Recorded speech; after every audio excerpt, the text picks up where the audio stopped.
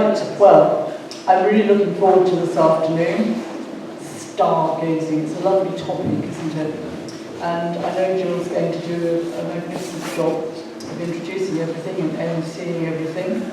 I thought I'd just like to tell you a little bit about Jill. Before moving to Devon, she used to live in Chester, where she ran regular poetry events, including a workshop group, the Poem Shed, a poetry reading group, a monthly poetry breakfast, and these days she's carrying out many readings across the UK, including the Cheltenham Poetry Festival last year. She must be very tired by now, Jill, with all those activities.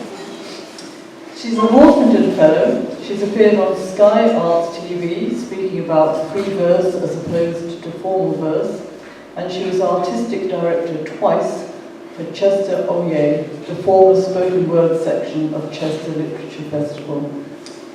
She has 2 collections from Cinnamon Press, The Plucking Shed and Rise. She's also one of 6 featured poets in Prog Books. And she's got 3 pamphlets from Happenstance Press, Uncertain Days, a sampler, and The First Telling. Uncertain Days dealt with difficult territory for her own diagnosis of cancer and the disabling illness and death of her husband. The First Telling, which was also about a tricky subject, the aftermath of rape, but it won her the 2015 Michael Marks Award for Poetry Pamphlets. I'm very happy to say I've known Jill for nearly 7 years and have attended her workshops, which I greatly enjoyed. She also helped me edit the poem that led to me becoming the first poet in residence at Chester Cathedral. So thank you very much for that, Jill.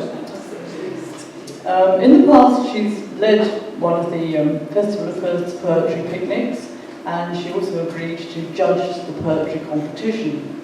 But this year she's back with us. She's reading her own poems, and she's hosting this afternoon's wonderful event, Stargazing. So thank you very much. Jill McAvoy.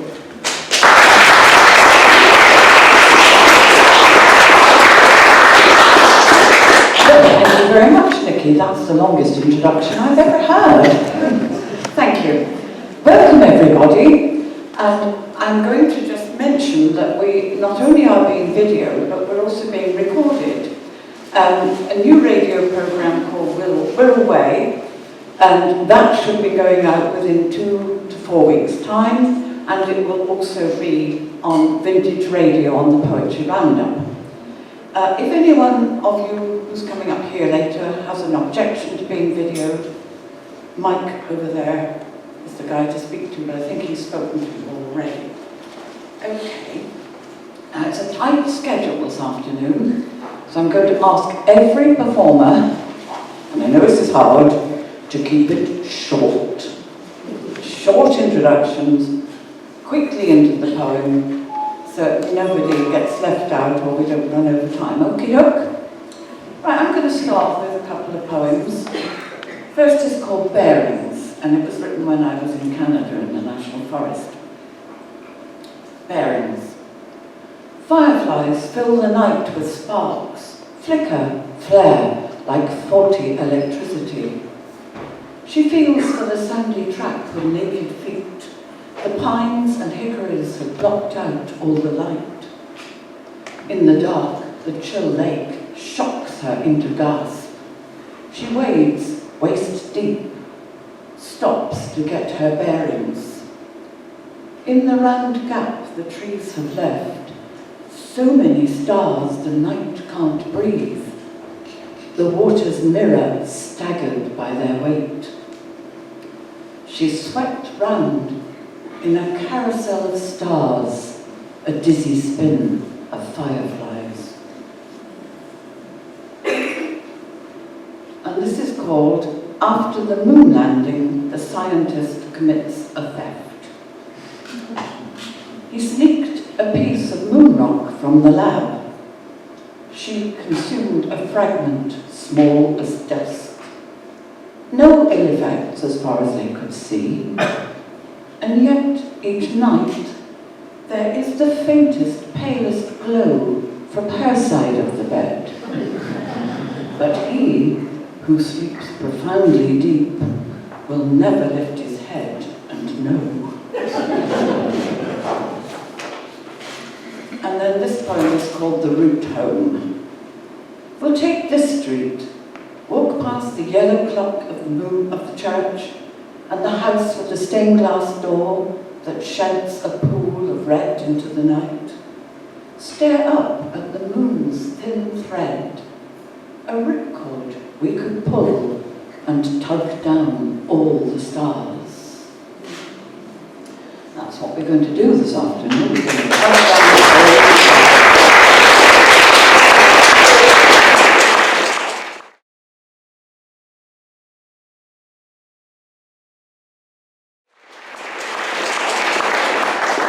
First of all, I'd like to invite up Gladys Mary Cole.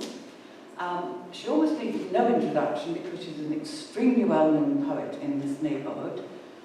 She's also an expert on Shropshire writer Mary Webb. I'm not going to say any more because it's all on the back of your programmes. Please welcome Gladys Mary Cole.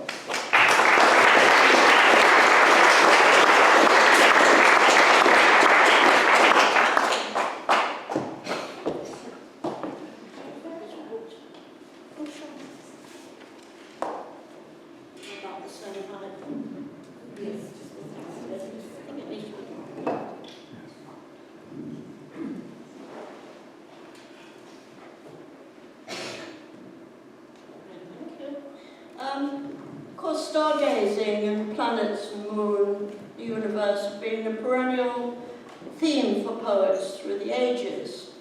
So I thought that I'd bring into my reading a few of the famous poets from the past who have written remarkable poems about the stars. And I'm going to begin with Gerard Manley Hopkins, who was living at the time in the Vale of Clwyd. I spent a lot of time in the Vale of Clwyd, so I know what a bowl of stars is there on a bright night with no cloud. And Hopkins was training to be a Jesuit priest, and he was in his final year and quite ecstatic.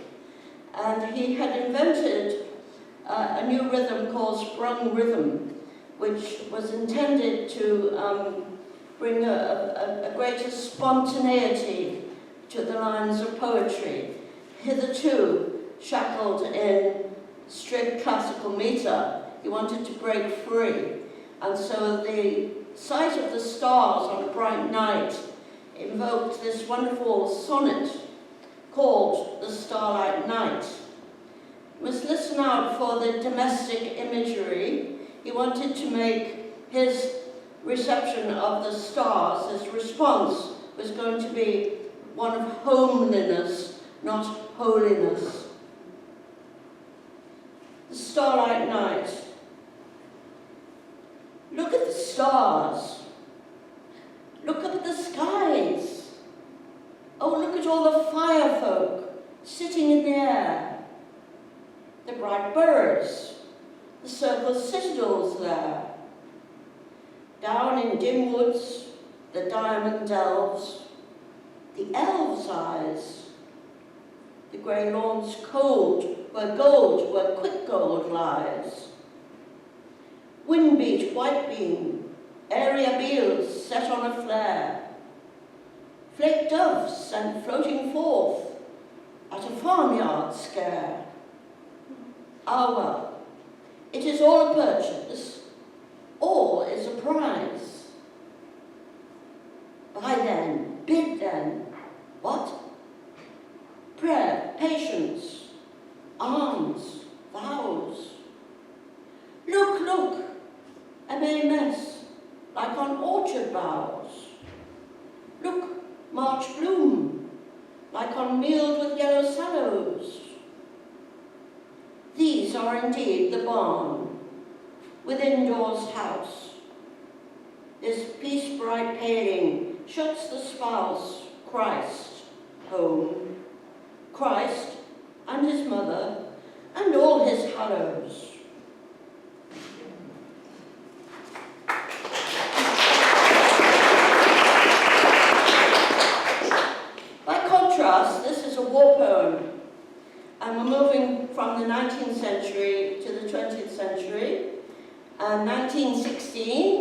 which was the year of the Battle of the Somme and the worsening of the World War.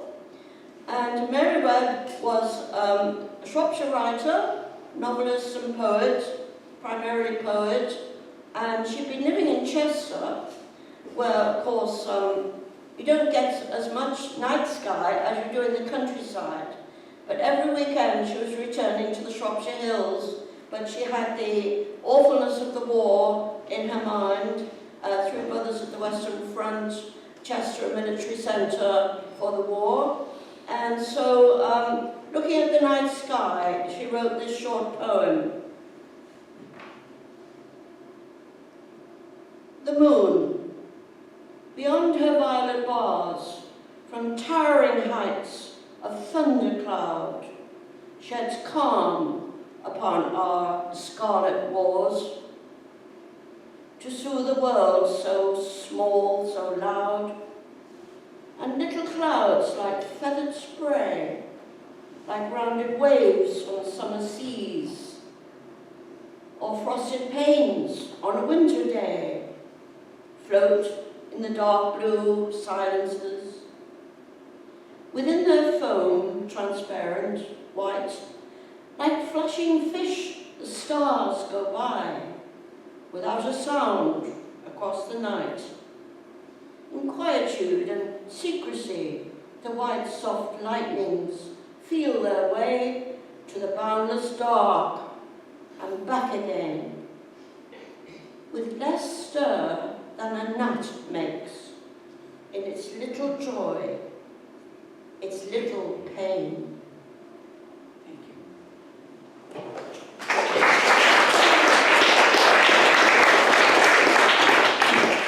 And now two of my own poems.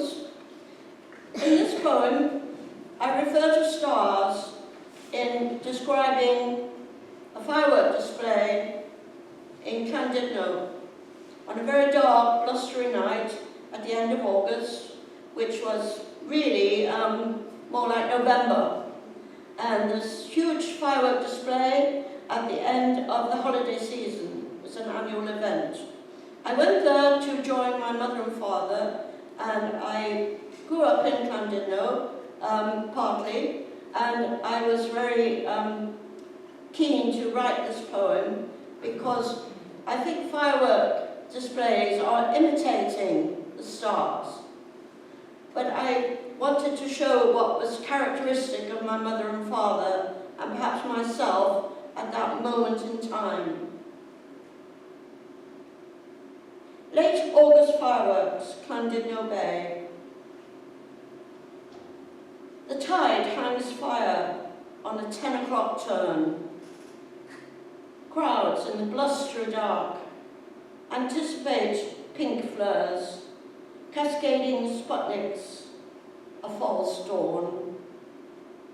We huddle under awnings, watch night cloud, as the first shower of stars explodes, fades out. Successive wonders rise and are devoured. Above the great orms, floodlit cliffs and woods, detonations splatter the Celtic West, denote real firepower in troubled worlds. Our minds meander when the magic palls, though lasers colour the sky right in light. I see childhood's embers, collapsing fires. My father sees war searchlights, cross, recross, two bombers hit in flames, their crews bail out, falling through air, 4 effigies which blaze. My mother thinks of far galactic stars named after gods. November gardens split by bonfires, damp squibs and burnt-out cases.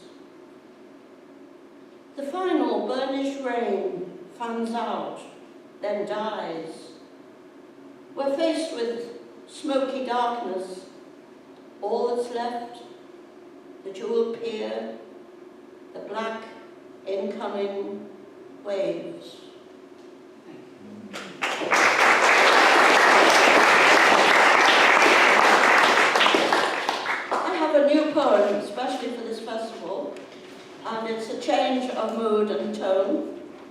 and I thought about the moon, and I thought about what came into my mind immediately was the end of the film called Now, Voyager. Some of you might know, had the great film star Betty Davis speaking the final lines. And I've always loved that, but it sort of led me not asking for the moon is the title of my poem, and I thought, I'll see where this leads me. So I was having a bit of fun with the poem and the quotation. Not asking for the moon. When I was a very small child, I didn't ask my mother for anything except triangles of Kraft Dairy cheese. I loved to draw back the silver foil, release the creamy treat, relish the tasty texture. I always asked for more, but I never asked for the moon. Even though they said it was made of cheese. Must be, I thought, hard, smelly old cheese.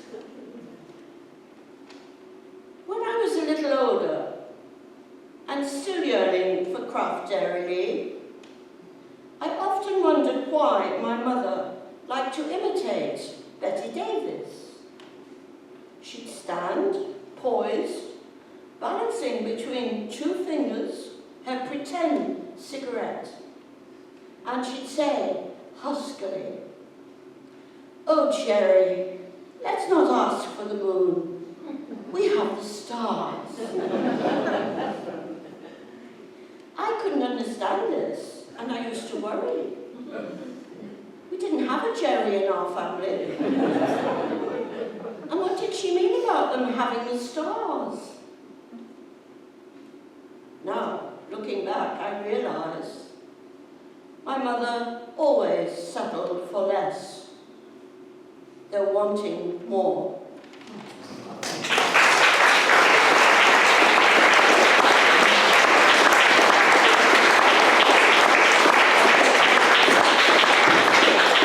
And you, that is how it goes.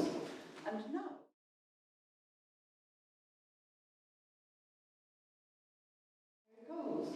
And now we have the great pleasure of hearing some piano from Isabel Ryder.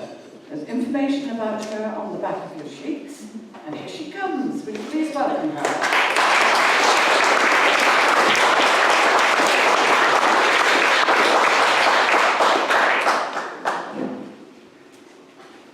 This is a brand new piece, as are all of today's pieces, so you're the first to hear.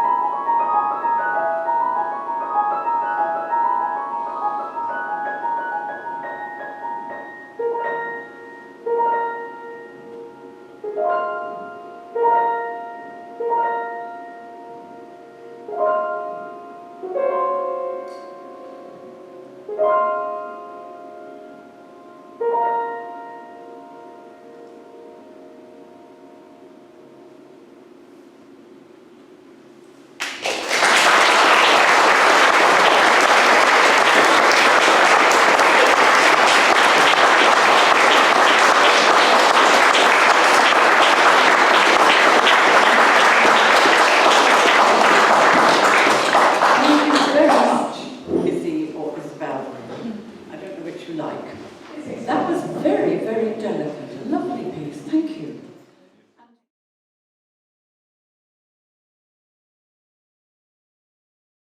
Thank you. And now it's my pleasure to call up Paul Harris. Where is he? There he is. To read 2 poems. Thank you, Paul. Please welcome him.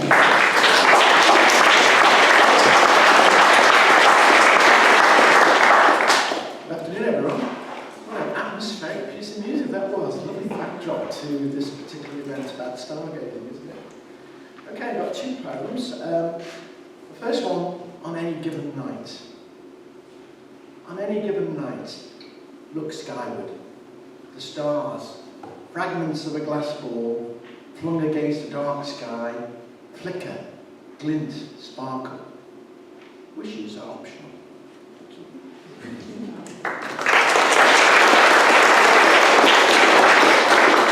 The next poem is dedicated and inspired by the first man to do a spacewalk in March 1965, a cosmonaut called Alexei Leonov. Opening the airlock to the vacuum of space, I found an abyss in front of me. I walked forward to the edge, made a step into it, and found myself floating amongst the stars. Thank you.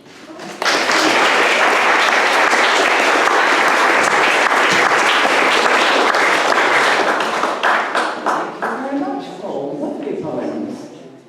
Right.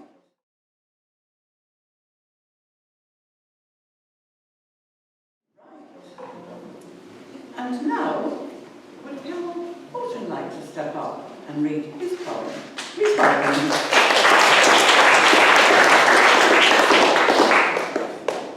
I think this poem's pretty self-explanatory. It's called North Star. So much they said about the heavens turned out to be untrue. The North Star is not the brightest, nor the first in the night sky.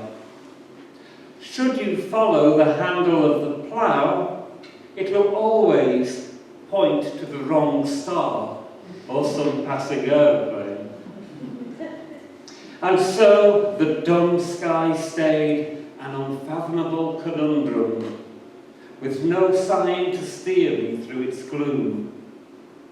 Then dusty books unwrapped this folly. It's not the handle, but the blade that points towards the pole. 2 stars mark its outer edge, then one above, same distance apart. This indicates your goal. Armed with this truth, I waited for a night without a cloud. Then I found my one true star to lead me through the darkness. Now I stare at sparkled skies and put the heavens to right.